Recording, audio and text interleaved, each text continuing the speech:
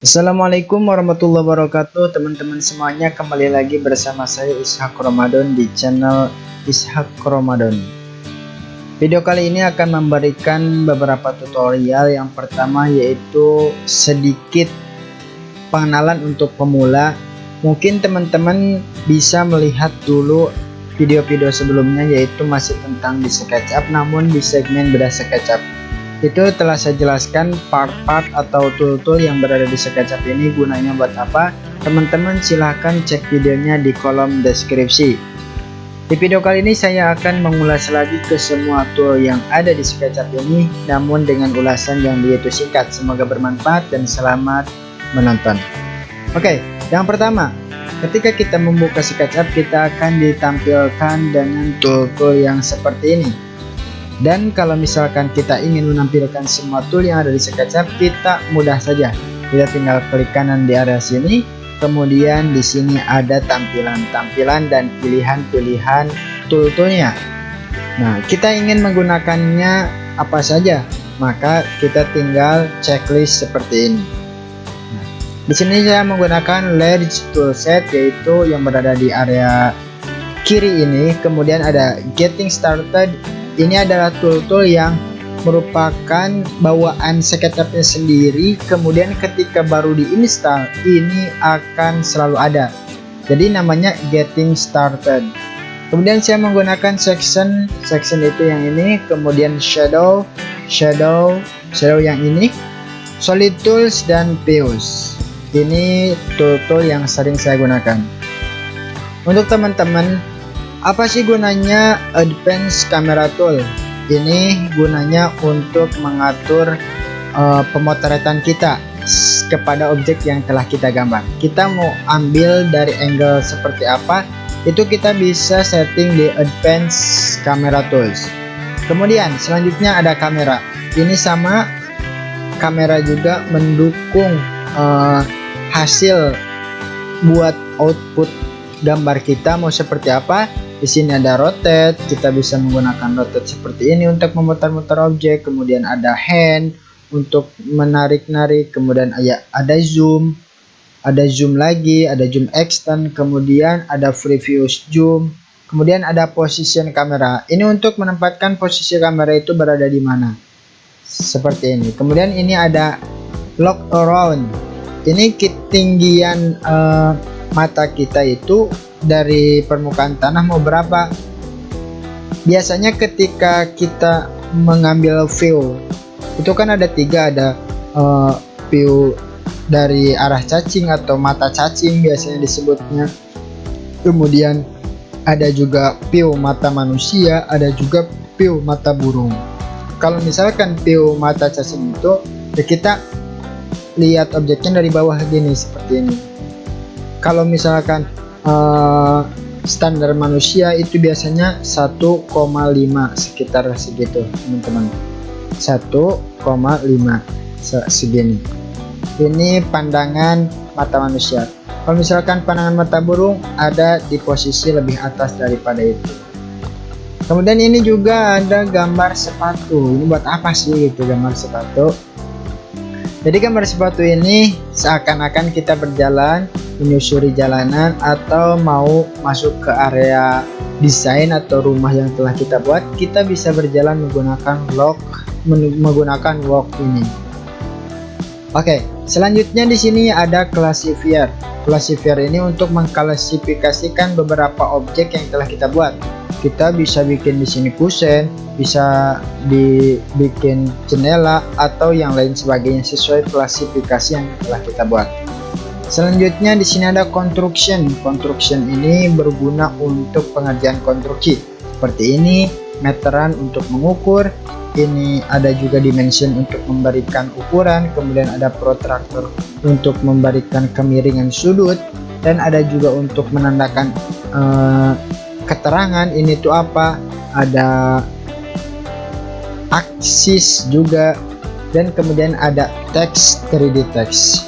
Itu untuk struktur, untuk construction. Kemudian ada drawing. Drawing ini berguna untuk menggambar sesuai namanya drawing.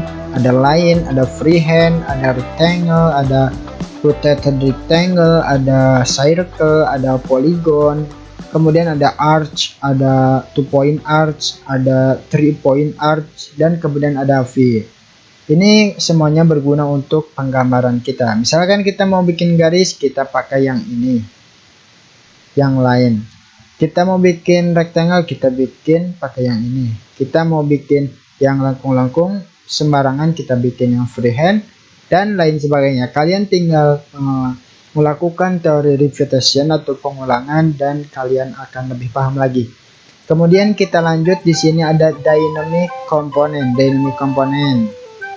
Ini saya belum agak paham, saya tidak akan menjelaskan di sini.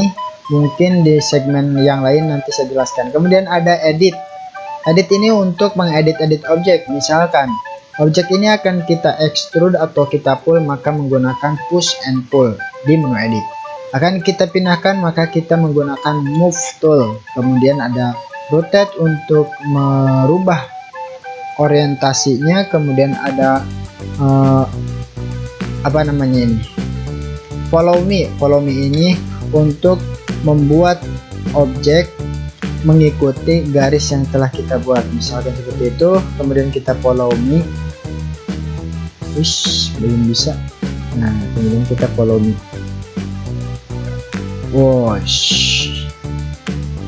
Gak bisa ini harus ke atas. Set. Nah, oke, baru kita follow me seperti itu, teman-teman. Kemudian ini ada scale untuk menskala suatu objek seperti ini ya, teman-teman. Kemudian ada ini namanya offset. Baik, kita lanjutkan. Ada layers untuk membuat layers. Jadi layers itu beberapa tumpukan dan kita akan dipermudah ketika menggunakan layer, karena nanti kita bisa menghilangkan dulu, menghide dulu objek-objek yang memang menghalangi ketika kita modeling. Selanjutnya ada location. Ini harus connect dengan internet, maka kita akan seperti Google Maps lah, seperti itu ya, teman-teman. Kemudian ada measurement. Mana measurement? Nah, di sini. Ini ketika kita mau bikin garis, di sini dipandu ukurannya berapa. Itu measurement. Gimana sih bacanya? Coba kita baca lagi. Measurement. Kemudian principle. Principle ini yang ini. Principle. Di sini ada select. Ketika dipijit, kemudian dipijit lagi.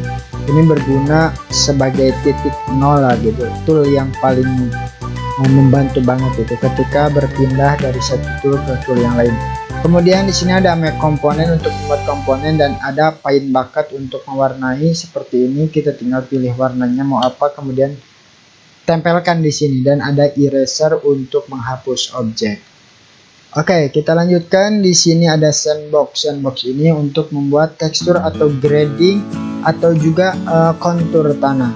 Ada yang berbukit, ada yang membuat kubangan dan lain sebagainya. Itu kita bisa menggunakan sandbox.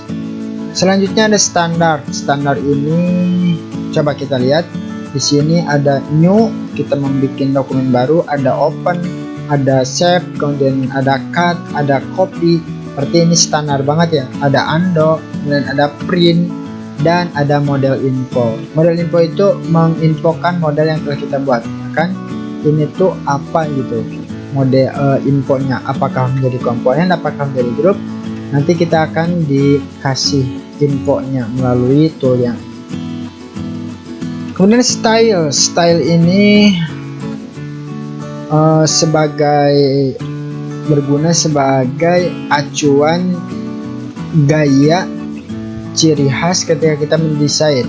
Misalkan kita mendesain seperti ini, objek-objek yang kita gambar itu menjadi solid karena kita di sini memilih stylenya shaded with texture.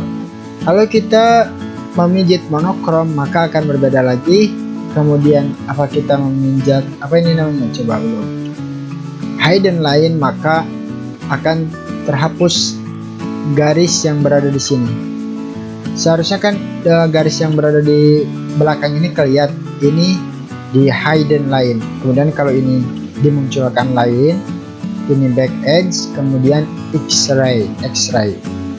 Lanjutkan lagi Trimble Connect, ini untuk mengkonekkan, karena SketchUp sendiri merupakan buatan dari Trimble, perusahaan Trimble, maka ini bisa dikonekkan melalui Open a Model from Trimble Connect, kemudian Open the Trimble Connect Collaboration Manager, dan Publish Model to Trimble Connect, Import a Model as a reference, kemudian Open Trimble Connect on the web. Kemudian selanjutnya ada warehouse. Warehouse ini merupakan fasilitas dari SketchUp sendiri, dari Trimble sendiri, di mana di dalamnya terdiri beberapa model yang dibuat oleh para desainer, kemudian mereka upload di sebuah warehouse, dan itu bisa kita download juga sebagai referensi atau misalkan bantuan ketika kita mengalami kesulitan. Misalkan kita mau membuat ornamen-ornamen yang agak sulit dan kita belum bisa, maka kita tinggal masuk ke 3D Warehouse melalui websitenya, kemudian kita bisa download. Begitu teman-teman. Dan selanjutnya di sini ada toolbar. Toolbar ini berguna banget ketika misalkan layar kita hanya 13 inch tapi kita ingin memaksimalkan dengan tampilan yang seakan-akan gede gitu, maka kita jangan menconteng large icon, karena ini akan menghabiskan space kita untuk menggambar. Maka alternatifnya kita harus meng-uncheck atau tidak men-checklist large icon ini. Berarti icon yang kita gunakan itu berada dalam ukuran yang kecil. Baiklah teman-teman, itu dulu pengenalan sekilas atau kesimpulan dari bedah SketchUp yang dulu pernah saya buat. Dan video ini mungkin hanya mengulas sebagian dan kurang lengkap juga. Barangkali teman-teman ada yang ingin lebih dilengkapkan atau ingin lebih dideskripsikan videonya atau lebih detail lagi, kalian bisa komen di kolom komentar dan request kepada saya. Di lain waktu saya akan membuatkannya dan semoga bermanfaat. Oke teman-teman semuanya, sekian dulu. Wassalamualaikum warahmatullahi wabarakatuh.